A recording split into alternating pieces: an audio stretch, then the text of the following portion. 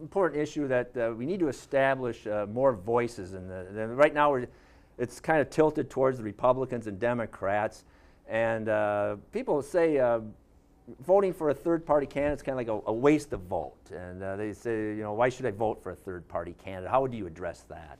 Well, I think it's interesting because, of course, as we know here, our governor's race this year is going to be another tight one. We're going to kind of have another Jesse Ventura race. Yeah, it's up for grabs. It's really up for grabs.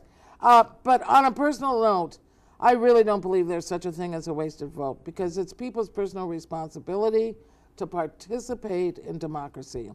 And so what you do in that ballot box, it is secret. Nobody else needs to know what you do when you are in that box. But I'll tell you what, if you don't vote, you have no reason to sit down at the bar or sit over at church and complain about how bad things are.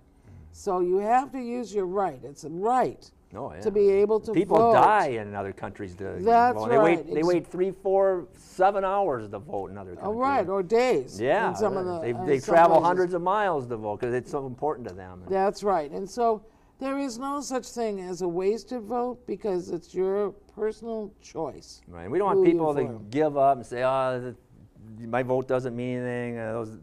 Kick the bums out. Why do I bother? You know, well, it's important. It's important. I'm sorry, Richard, didn't mean to interrupt, but we do have some solutions, though, for this issue that we keep running into. You know, a lot of people get upset about Ralph Nader down in Florida years ago. But remember that Al Gore didn't win Tennessee, and the Democrats sat back and did not challenge the system. And if the Greens had not been in that race, we would not have had the Ohio recount, and we would not have been able to show how corrupt this political system is as far as allowing people to vote. And so that's one reason. The other is what everybody is working on now. We tried it in Minneapolis, and the St. Paul voters this year are going to be voting on whether to do what's called ranked choice voting. Yes. And so that means that you can vote your number one choice. The person you like the most. If it's your next door neighbor, you can vote for your next door neighbor. But you also get to vote for your second choice and your third choice. Right. Then when they start counting the votes, the lowest voters get removed, but then their second vote's choice counts. Right, right. So if you vote for me as your first choice and you make a decision, whoever your second choice is, let's say that I don't make it, then the people, my second choices, all get to move up for the next person. Your vote's going to count. And the thing that happens with ranked choice voting, that's the wonderful key here, is that it's then the majority. You have to have 50% plus one to be the winner. Right, because in this governor's race, the winner's going to win like with maybe 35%. And that's how it's been for years. Sure. The last 5 or 6 elections have been by this 30%, 30 to 35%.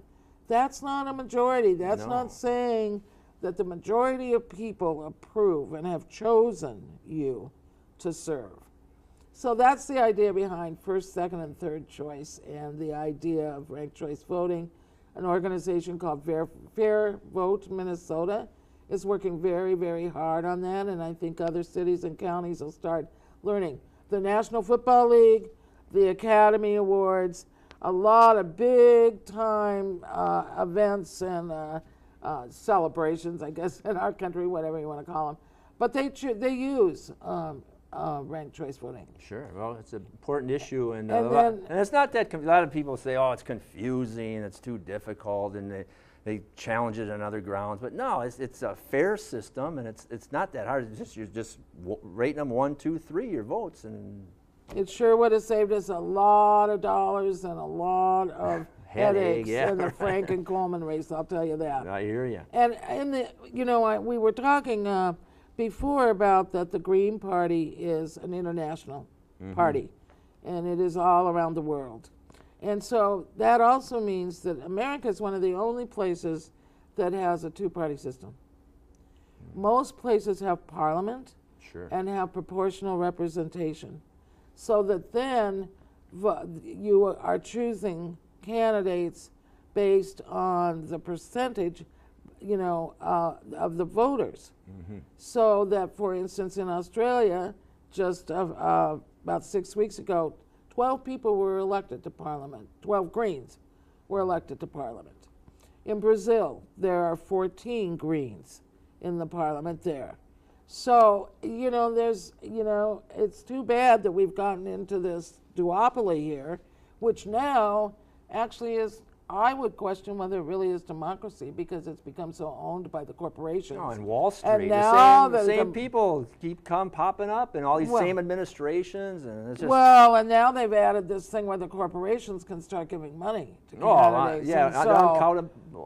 So where is that? Yeah, so it's what really is that about? crazy. But we're getting away from my auditor's race. Yeah, maybe focus a little more on some specific issues so people can get a feeling for where you stand on some of these issues. The name of the show, though, was Politics in Minnesota, so it's okay that we got off track a little bit. Okay, so what would you do to help local governments